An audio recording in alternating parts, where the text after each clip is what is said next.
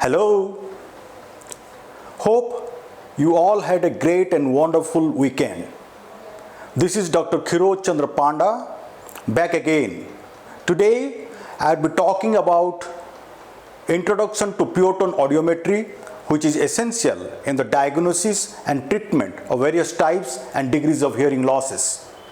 Pure tone audiometry test is a method of establishing hearing sensitivity thresholds as a function of frequency, and this is done so with the help of a machine known as pure tone audiometer, and the results are plotted on a graph known as pure tone audiogram.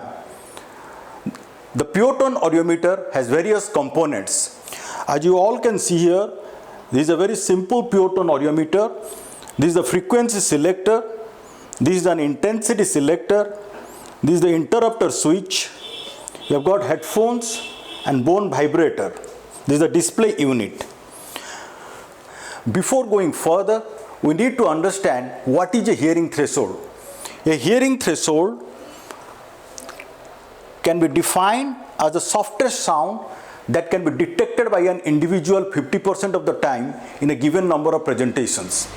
In practice, relating to pure tone audiometry, this could be defined as the softest sound that can be detected by an individual in at least 2 out of 3 presentations.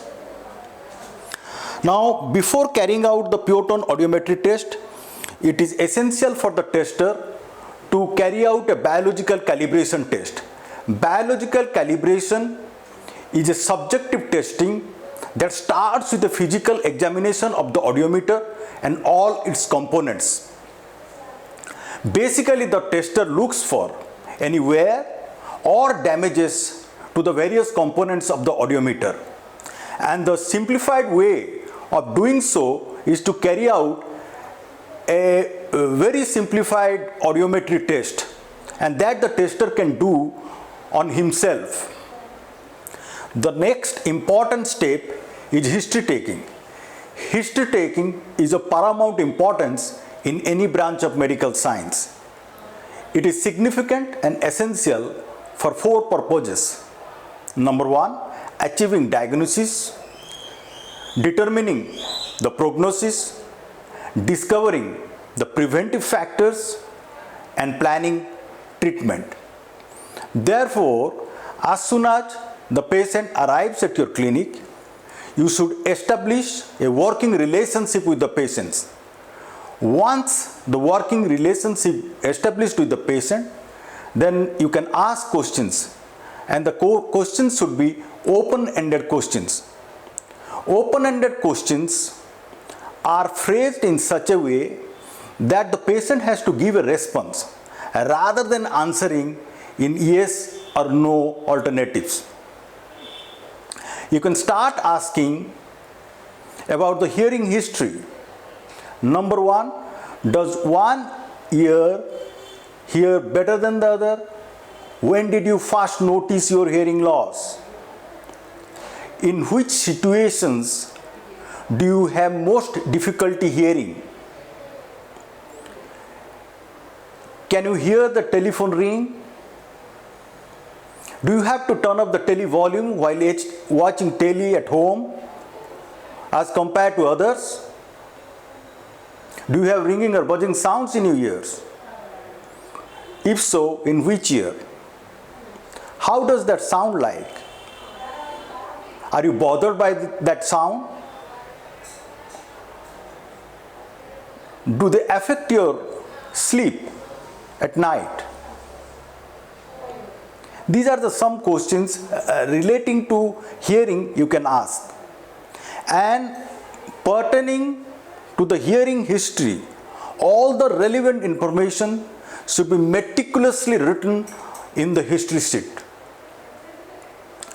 Third, you can ask if the patient have ever had discharge from the ears or persistent ear pain in the ears. Have you ever consulted an ENT specialist? If so, for what? Did you undergo some ear surgeries? Have you been exposed to noise? Are you currently taking any medicines? This is important because certain medicines like aminoglycoside group of drugs, salicylic acid, anti-cancerous drugs or loop diuretics are ototoxic. If you are exposed to noise, what kind of noise is that? Is that intermittent noise or continuous noise? Are you using ear protective devices? Lastly, taking family history is very important. If someone in the family has hearing loss, that should be noted down in the history. This is important to know if there is any autosomal dominant or recessive characteristics that is being observed in the patient. Further, next, an otoscopic examination is very important. This is an otoscope. Now I will show you how to conduct an otoscopic examination. The next step is to carry out an otoscopic examination. This is an otoscope and you need to hold the otoscope like holding a pen. You should place the tip of the speculum just at the entrance of the external auditory canal. Basically, we carry out the otoscopic examination for two purposes. Number one, if there is any hard wax that is totally occluding the external auditory canal, thereby impeding the sound waves hitting the tympanic membrane, and second, to look for collapsible ear canals. The collapsible ear canals can be tested by placing the tip of the speculum just at the entrance of the external auditory canal and to look for the diameter of the external auditory canal.